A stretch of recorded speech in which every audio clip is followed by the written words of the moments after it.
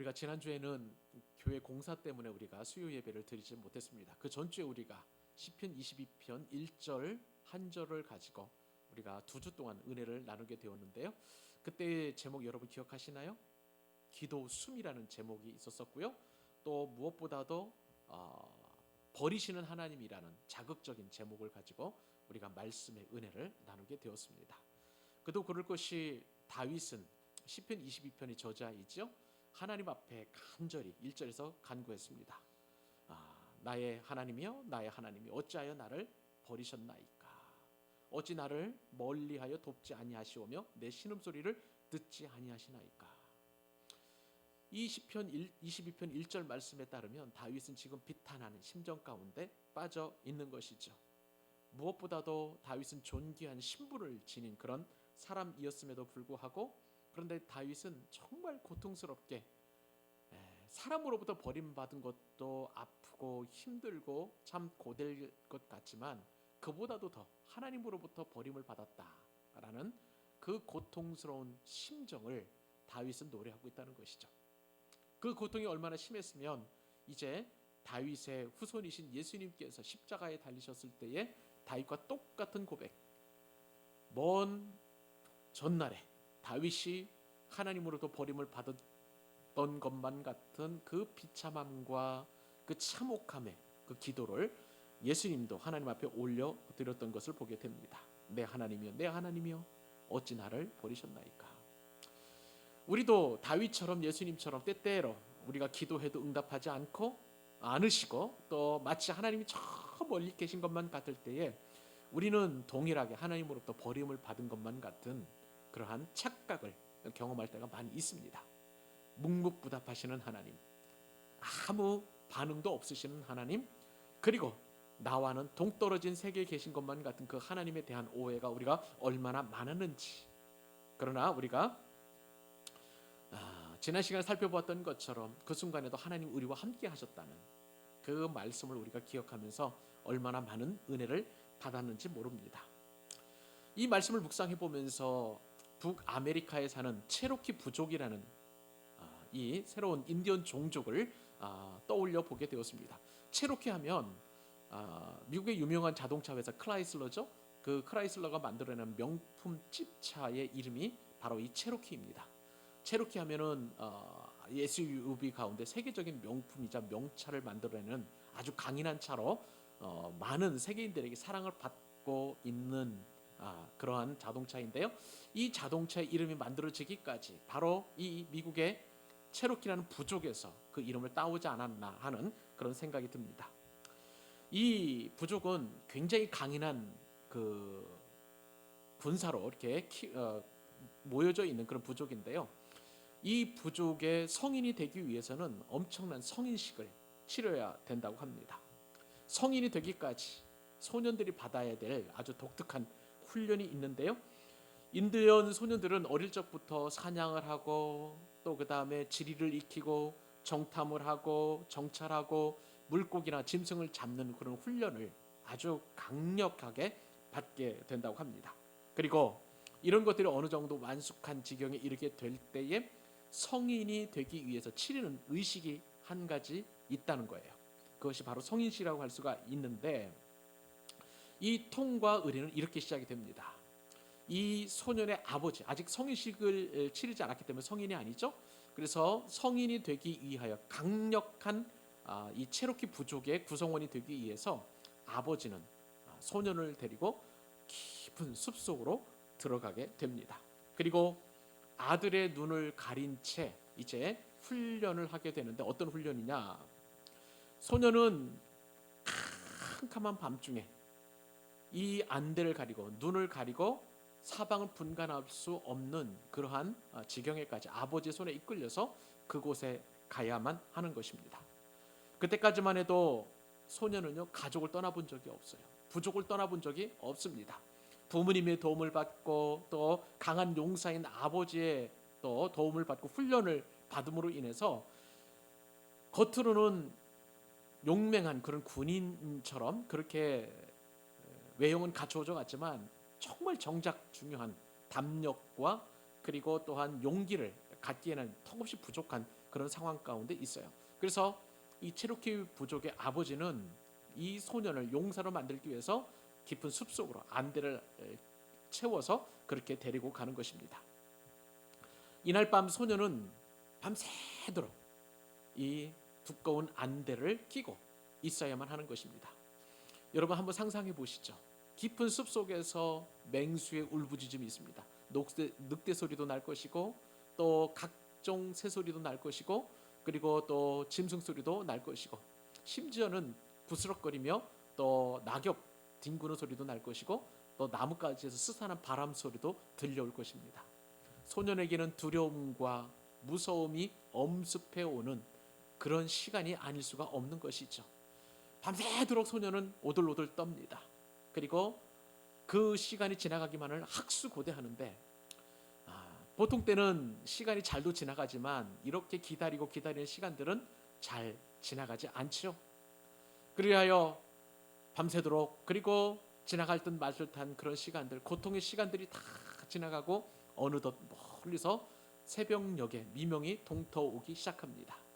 그때쯤에서 이제 부스럭부스럭 소리가 나면서 아버지가 소년의 안대를 풀어주게 됩니다. 안대를 벗은 소년은 이제 온 대지가 광명한 그러한 상황으로 나아가게 되고요. 그리고 지난밤에 떨었던 공포들과 추위를 다 떨쳐내고 이제 비로소 성인이 되는 것입니다. 근데 이 소년이 이런 상황에서 더 놀랄 일이 있었습니다. 이 소년을 밤새도록 지근거리에서 지켜준 장본인이 있었다는 것이죠. 그것은 바로 용맹스러운 자기의 아버지, 용사이자 또 삶의 모델이자 그리고 나를 지켜주었던 아버지가 밤새도록 끝까지 내가 어려움을 당하지 않고 지켜주었다는 것입니다. 그때서야 비로소 이제 이 소년은 성인이 되는 의식을 치르게 된다는 것입니다. 우리는 이러한 미국 인디언 체로키 부족의 그 사례를 통해서 하나님이 우리를 지키시는 방법을 생각해 보게 됩니다. 하나님은 우리가 깊은 수렁에 빠져 있을 때나 또한 우리가 고통 가운데 있을 때나 환난 가운데 있을 때나 하나님은 언제나 우리를 떠나지 아니하시고 우리를 지근거리에서 지키시고 보호해 주십니다. 우리가 실족하지 않도록, 우리가 넘어지지 않도록, 우리가 낙심하지 않도록, 우리가 포기하지 않도록, 그리고 우리가 실망하지 않도록 하나님께서는 우리와 함께 하시고 우리를 도우시고 인도하여 주십니다. 우리는 세상에 혼자 있는 것만 같은 하나님으로부터 버림받고 같은 그런 어떤 느낌이 있다 할지라도 그것은 느낌상의 느낌이고 그러나 실제로는 하나님께서 구원의 팔로 우리를 꼭 붙들고 계시기 때문에 우리가 이처럼 안전하고 그리고 이 땅에서 구원의 기쁨과 감격을 누릴 수 있는 것입니다. 그 하나님께서 다윗을 지켜주셨고요. 그리고 지금 이 순간에도 저와 여러분을 지키시고 계십니다. 우리를 버리시는 하나님, 우리 눈에는 영적인 눈이 뜨여 있지 않아서 그것을 하나님께서 나를 버리셨다라고 착각을 하지만 그러나 영의 눈이 열려지면 오히려 하나님이 나를 붙들고 계심을 볼 수 있다는 것이죠. 그 하나님, 우리의 영적인 눈이 열려져서 영안이 열려져서 나를 붙드시고 나를 인도하시고 나를 지도하시며 나를 위해서 싸우시는 그 하나님을 날마다 경험하는 우리 귀한 예배자들 될 수 있기를 바랍니다. 자, 그러면 오늘 본격적으로 이제 환난에서 우리를 지키시는 그 하나님, 그리고 극한 환난에서 우리가 벗어날 수 있는 그 비결을 주시는 하나님은 어떤 하나님이실까요? 그래서 우리는 그 하나님의 은혜를 같이 경험해야만 하는 것입니다.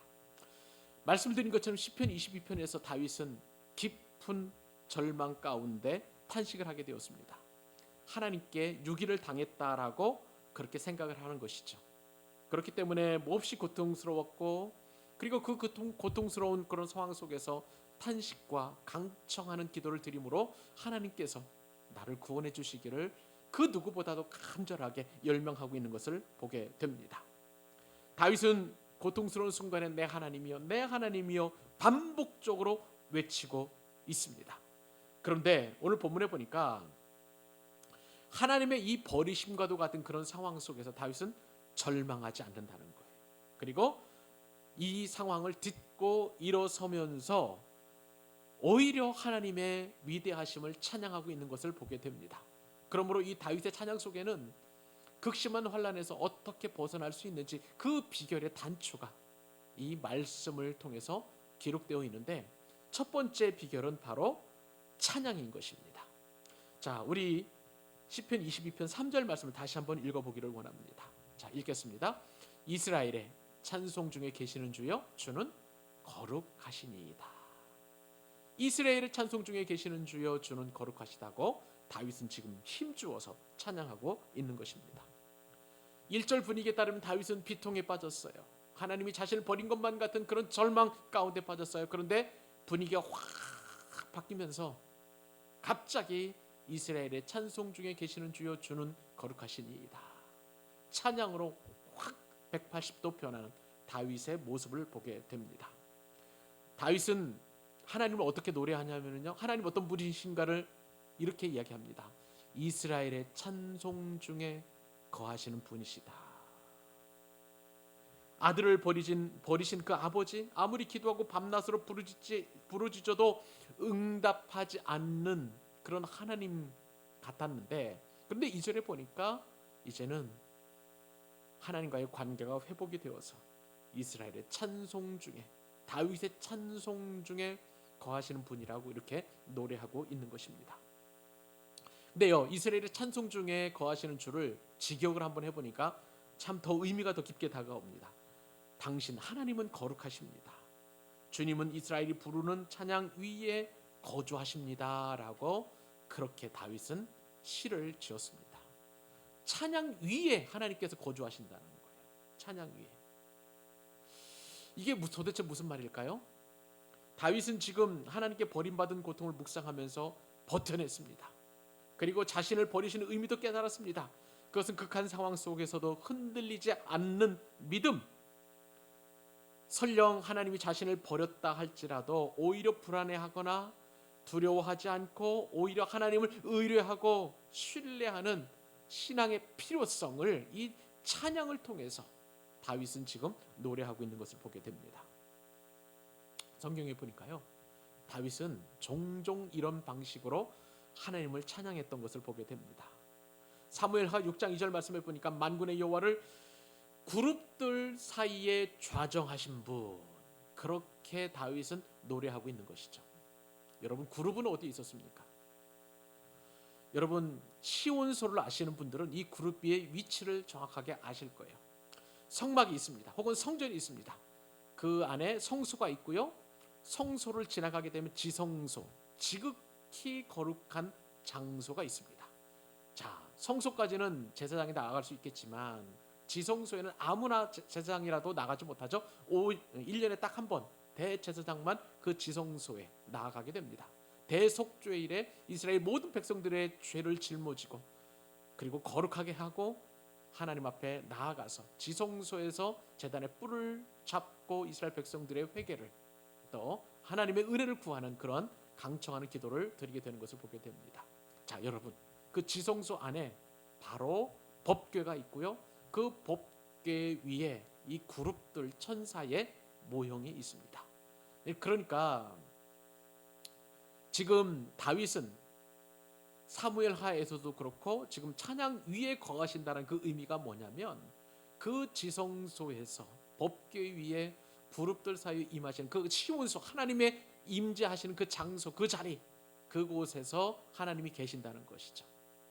마치 이스라엘 백성들의 찬양과 다윗의 찬양이 그룹들의 찬양과도 같은 그러한 역할을 하고 있다고 그렇게 노래하고 있는 것을 보게 됩니다. 이것은 신학적으로 굉장히 중요한 그런 개념이라고 할 수가 있겠어요. 하나님은 우리의 찬양 중에 거하신다는 거예요. 이스라엘의 찬양 중에, 개인의 찬송 속에서도 거주하지만 그러나 이스라엘 백성들의 찬양 속, 공동체의 찬양 속에서도 거주하시고 임재하시는 것을 하나님은 더 좋아하신다는 사실이에요. 우리 교회는 찬양이 참 많습니다.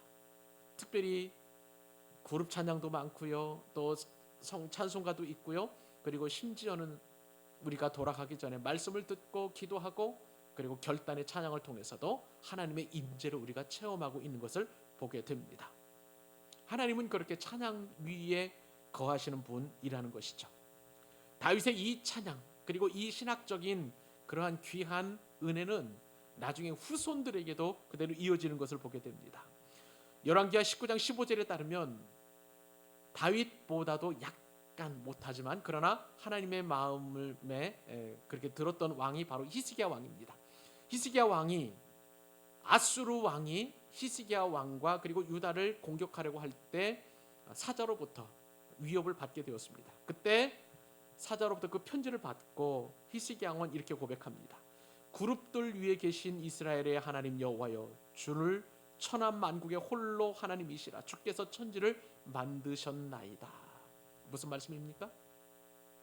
그룹들 위에 계신 이스라엘의 하나님, 이것은 뭡니까? 찬양 중에, 이스라엘의 찬양 중에 거하시는 하나님을 높이 찬양했던 것을 보게 됩니다. 다윗이 찬양했던 그 찬양과 히스기야가 찬양했던 이 찬양이 동일하다는 것을 우리는 알 수 있는 것이죠.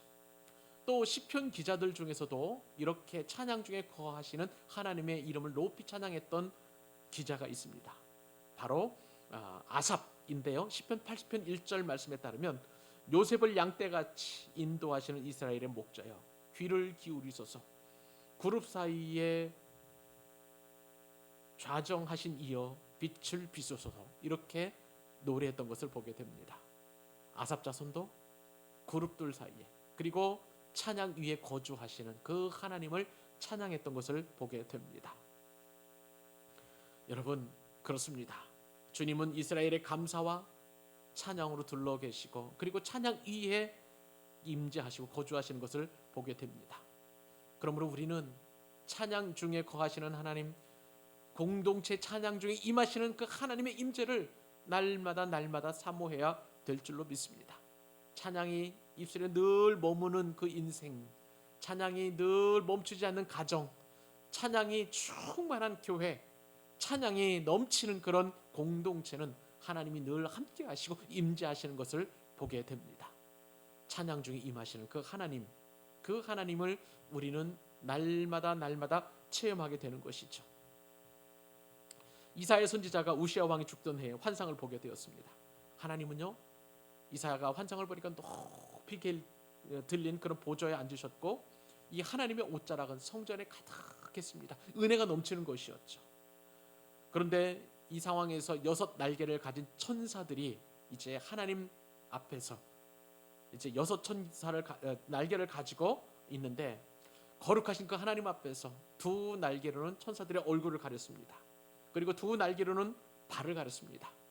하나님 앞에서 얼굴을 들 수 없을 정도로, 그리고 영물인 천사라 할지라도 부끄러운 발을 보이지 않게 하려고 그렇게 발을 가렸고요. 그런데 놀라운 것은 2 날개를 가지고 하나님을 찬양합니다. 2 날개를 가지고 찬양하면서 거룩하다, 거룩하다, 거룩하다, 만군의 여호와여, 그의 영광이 온 땅에 충만하도다 라고 찬양을 했습니다. 이 찬양을 이사야가 환상 중에 보고, 그리고 그 영광스러움이 얼마나 대단한지 후세에게 이 말씀을 전해 주었던 것이죠. 이러한 환상은 요한계시록에도 그대로 이어집니다. 반모섬에서 참으로 갇혀 있었던 사도 요한도 이 이사야가 보았던 찬양 중에 거하시는 그 하나님, 그룹에서 찬양하는 그 찬양 소리 위에 거하시는 높이 보좌 위에 계신 그 하나님을 환상 중에 보았던 것을 보게 됩니다. 그렇습니다. 하나님이 어떤 분이십니까? 찬양의 본질이시고 근원이시고 대상이시고, 그리고 우리가 찬양하는 것을 너무나 좋아하시는, 우리 찬양 가운데 임하시는 분임을 우리가 알게 됩니다. 하나님은 거룩하신 분이십니다. 그리고 우리 예배 가운데, 우리 찬양 가운데 좌정하고 임재하십니다. 우리가 예배할 때 하나님은 찬송을 받으시고요, 보좌에 자정하신 하나님은 이스라엘의 찬송의 대상이 되셔서 우리의 찬양을 마음껏 흠양하십니다. 그러므로 우리가 찬양을 우리 신앙생활에서 적용할 수 있는 가장 중요한 적용거리라고 할 수가 있습니다. 우리가 찬양 못할 이유는 아무것도 없습니다.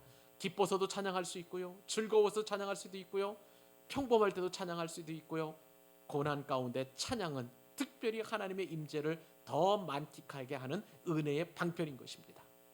바울과 실라가 빌립보에서 복음을 전하다가 감옥에 갇히게 되었습니다.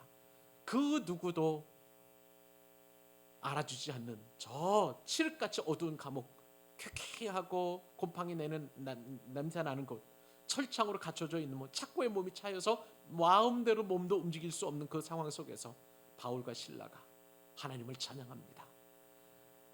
그들의 마음의 깊은 곳 시면에서 올라오는 그 찬양을 하나님 앞에 올려드릴 때에 기적이 일어나게 됩니다. 묶여 있었던 착고가 쫙 풀리게 되었고 감옥의 문도 활짝 열리게 되는 기적이 일어나게 된 것을 보게 됩니다. 사랑하는 여러분, 찬양은 기적을 일으킵니다. 나의 절망스러운 모든 상황들, 하나님이 나를 버리신 것 같은 그런 어떤 기가 막힌 상황 속에서도 하나님께서는 그런 모든 상황들의 착고를 다 끊어내시고 풀어주시고 감옥에서 우리가 벗어날 수 있도록 참 자유를 얻을 수 있도록 그렇게 찬양의 역사를 우리 가운데 보여주시는 것입니다. 찬양을 회복해야 합니다. 찬양 중에 오늘 주신 말씀과도 같이 극심한 환난이 있다면 오히려 찬양할 수 있는 더 좋은 기회이고 우리의 환난이 심하면 심할수록 하나님의 임재는 더 가까이 있음을 믿어야 할 줄로 믿습니다. 그 하나님과 더불어서 함께하는 귀한 찬양의 사역자들이 될 수 있기를 주님의 이름으로 축복합니다. 극심한 환난에서 벗어나는 첫 번째 비결은 찬양이었습니다. 그럼 두 번째 비결은 무엇일까요? 오늘 다윗의 찬양을 통해서 우리에게 교훈해 주신 것은 하나님을 의뢰하라는 것입니다. 다윗은 자신의 조상, 즉 신앙의 선배들이 주님을 의뢰했을 때에 그들을 건지셨다라고 그렇게 노래하고 있습니다. 자, 우리가 4절 한번 읽어볼까요? 4절 한번 우리가 이제 2절 3절만 읽었습니다만은 4절 한 절만 더 읽어보십시다. 우리 조상들이 주께 의뢰하고 의뢰하였으므로 그들을 건지셨나이다. 여기에 보면 의뢰한다는 말이 반복적으로 계속되고 있는 것을 보게 됩니다. 자, 이 의뢰하다는 말은 히브리 말로 바타흐라는 그런 단어를 쓰는데요. 이것은 구약 성경에 보니까 대략 한 120번 정도 그렇게 언급되었습니다. 뜻은 신뢰하는 거예요. 의지하는 거예요. 하나님께 의지하고 하나님을 믿고 신뢰하는 것, 이것이 바로 의뢰하는 거예요. 그러니까 하나님이 어떤 분이신지를 절대적으로 확신해야 우리가 의뢰할 수 있지 않겠습니까? 우리가 누군가를 믿는다고 할 때 그 대상이 누군지를 모르고 어떻게 믿겠습니까? 나를 도울 사람인지 나를 해할 사람인지 신뢰가 가지 않는다면 우리는 그 존재를 신뢰할 수 없는 것이죠. 그런데 다윗은 그가 경험하고 인생 가운데 만났던 그 하나님은 절대적으로 의뢰할 분이다라는 것을 누구보다도 잘 알고 있었기 때문에 하나님이 나를 버리신 것 같은 그런 극심한 환난에서도 주를 의뢰하겠다라고 지금 찬양하고 있는 것을 보게 됩니다. 다윗이 의뢰하는 그 하나님은요, 조상들이 의뢰했던 하나님이기도 하였습니다. 다윗은 조상으로부터 물려받은 신앙의 전통과 체험을 가지고 지금 다윗이 조상들이 의뢰했을 때 하나님께서 그 조상들을 구원하신 것처럼 또 동일하게 똑같이 다윗도 지금 하나님을 의뢰한다면 하나님께서 자신을 지키고 또한 보호해 주실 것을 신뢰하고 있는 것입니다. 하나님은 이전에도 주를 의뢰하는 자를 붙들어 주셨습니다. 지금도 하나님은 주님을 신뢰하는 자를 붙들어 주시고 인도해 주십니다. 그리고 앞으로도 하나님을 의뢰하는 자를 계속해서 하나님은 지켜주시고 보호해 주시고 건져 주시고 인도해 주실 줄로 믿습니다. 다윗이 그렇게 확신했다면 우리도 동일하게 적용될 수 있는 것이죠. 다윗은 과거에 하나님을 의뢰했고 그 의뢰에 따라서 하나님의 도움을 체험했던 믿음의 용장이었습니다. 다윗이 그렇게 은혜를 경험했다면 먼 미래에 사는 저와 여러분들도 바로 동일하게 그러한 하나님께서 우리를 보호해 주시고 인도해 주신 것을 우리는 의심할 이유가 없는 것이죠. 다윗이 신뢰하고 우리가 의지하는 하나님은 고난 속에서 주의 백성들이 부르짖기만 하면 구원하시는 하나님이신 줄로 믿습니다. 고난 가운데 부르짖었던 사람이 바로 느헤미야였습니다. 바사의 왕궁에서 느헤미야는 술 맡은 관원으로 일하고 있었습니다. 그 누구보다도 왕궁에서 편안하고 안락한 삶을 살았던 것이죠. 그런 느헤미야에게 자신의 고국 이스라엘 예루살렘의 상황이 전달되었습니다. 예루살렘 성이 완전히 무너졌다는 것입니다. 그리고 그 무너진 채 방치되었다는 소식을 듣게 되었습니다. 예루살렘은 느헤미야를 포함한 모든 이스라엘 백성들에게 영적인 근원이고 신앙의 근본이고, 그리고 무엇보다도 삶의 이유이기도 했었습니다. 그런데 예루살렘 성이 무너졌다는 것은 모든 삶의 근간이 완벽하게 무너졌다는 말과 동일했던 것이죠. 이 소식을 들은 느헤미야는 너무나 슬펐습니다. 그래서 수일 동안 슬퍼했고 금식하면서 하나님 앞에 기도했습니다. 그리고 느헤미야는 자신이 의뢰하는 하나님께 이 예루살렘의 회복을 위하여 기도했던 기도의 사람이었습니다. 왜요? 느헤미야는 누구보다도 하나님을 신뢰했던 사람이기 때문에 그렇습니다. 동일한 소식이 바사 왕궁에 있었던 수많은 사람들, 유대인들이 많이 포로로 끌려가셨을 때니까 많은 사람들이 들었을 것입니다. 그러나 느헤미야만큼 하나님을 의뢰한 사람은 없었던 것이죠. 그래서 하나님께서는 느헤미야를 사용하셔서 예루살렘 성벽을 재건하고 그리고 성전을 재건하는 것을 도울 수 있도록 그렇게 기초를 마련하는 일을 느헤미야를 통해서 하나님께서 행하신 것을 보게 됩니다. 하나님은 극진한 환난 중에도 우리가 부르짖을 만한 대상이십니다.